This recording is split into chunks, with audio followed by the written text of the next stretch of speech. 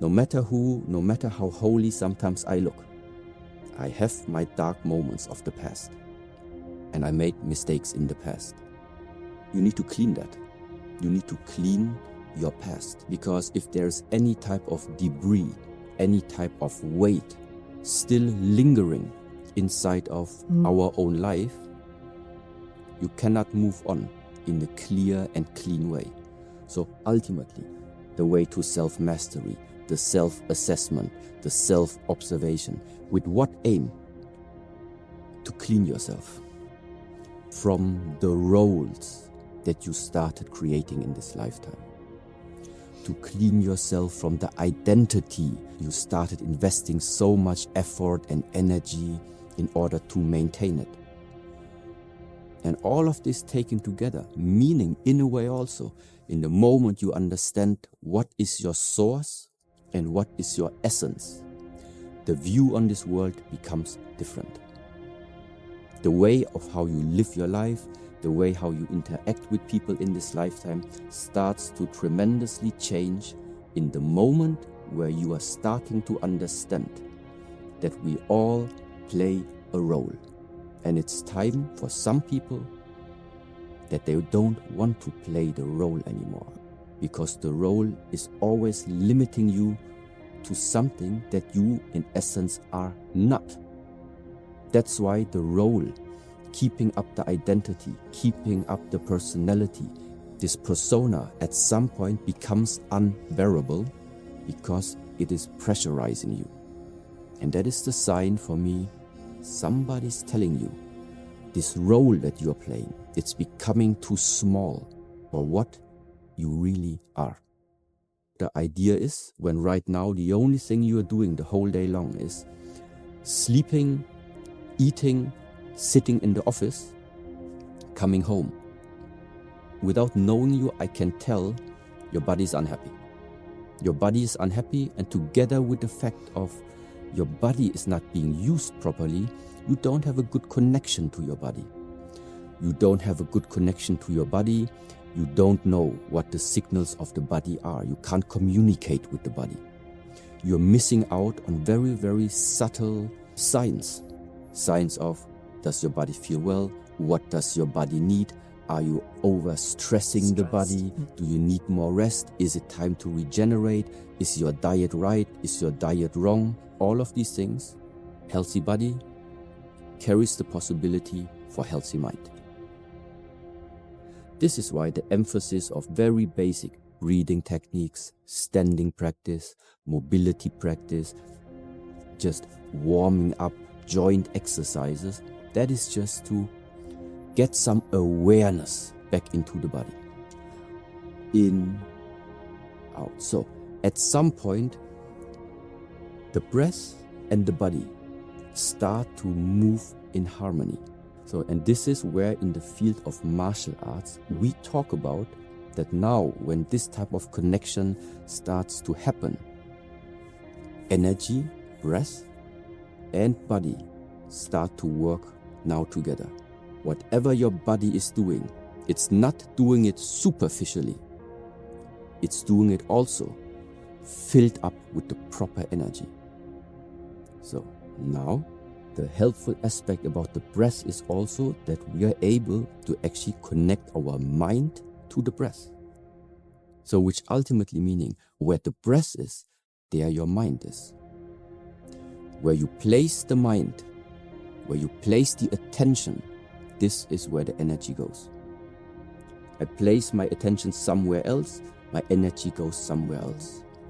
And this is the reason why when I sit here, when I'm physically here, my energy is also here. Because if not, if you are physically sitting here, but your attention is somewhere else, it's a hollow shell. And it feels differently. And if I walk through the city, I know when I walk. When I talk, I know I talk. When I do a movement, I know I do the movement. When I work, I work. When I sleep, I sleep. When I eat, I eat. You do things in harmony. You do things as a one unit. You don't sit here and think about the holidays. Then you travel to the holidays, but you are thinking about work. This is the type of, you see, it's conflicting because you have too many misaligned areas of your life. So now, previously, I tried to explain a little bit this general idea of the approach. Simplify your life. Yeah. So the more separated you see things in your life, the more complicated it is to manage all of it. And it can be expressed and really trained and felt just by like this inhale, exhale. At some point, it even becomes that you really feel that the mind also actually starts to arrive in the present moment. Meaning, why is it so important? Because a lot of stress is also related to the fact of you are sitting here, but the mind is dwelling about something from the past. Or your body is here, but the mind is jumping into the worries of the future. So already a big part of de-stressing yourself is remain more in the present moment. This is already one way to integrate. Second thing is, let's assume you don't do these movements. Nevertheless, it is a practice to always observe yourself and catch yourself directly.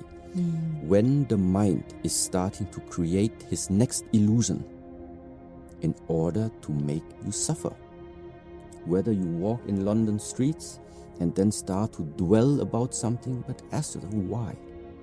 Does it change anything for you to now dwell on something that already happened? Do you have an influence on that or not? So the regulation of thoughts is a very important aspect along this line. There are people who have a lot of impact, regardless of what type of source. It really is a lot, but they in a way still can maintain, but it's the pressure. They're still maintaining and functioning with the pressure on them. This is one type of person. But there are also other people who break with the first challenge, who don't have any type of resilience at all. So first of all, the question is, what type of being are you? When I think about myself, I have very stressful days, and based on my education and on my training, I'm simply able to endure for a long time and remaining inside being pressurized. My problem is that at some point, even me, I need a valve. But I'm able to let things build up. So it has positive things, it also has negative things. But in general, living this life is not easy. So it starts with that fact. It's not that you're getting born and now can expect that everything is going to bow to you and give you a beautiful life. No, in a way, at least this is my observation, at some point, sometimes you also have to express the willingness to sacrifice something about you to get what you want. Now, everybody wants something. But the question is if you are actually also willing to sacrifice what is needed to get what you want. And in the same way, it goes now with the ability of taking the workload, taking the pressure, taking the critics, taking the conflicts. So somewhere along the line, the ability to regulate yourself in a world that tries to bend you. This is what it is. It will never happen that you walk through this lifetime and everybody's gonna bow to you. It's not gonna happen. No matter how good you think you live your life, what you have brought to the world, there will always be something or someone. There will be a natural force that is always testing you. If you are able to remain straight, to really practice, even if you feel like, okay, this is now really, really unfair. Yeah, internally you feel, I actually don't deserve this conversation right now. Yeah, and you still receive it all. But this is exactly it. What would the majority of the people nowadays do? It feels unfair, get angry, and boom, express the same way. You have seen it, everybody has done it. It is never the solution. It never was, it never will be. So what is the way? There were struggles our parents had to deal with. Some struggles they started transcending and overcome them. Other struggles they kept and were not able to overcome them. What our parents couldn't solve is your problem now. What my parents couldn't solve, it's someone from our family who needs to solve it. And when I now know, my next generation is already walking on this earth, the more I can solve. When I know what are my problems in this world, I don't do it for me.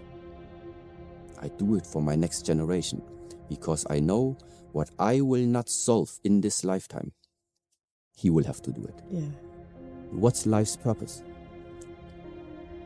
Pass on your best version to the next.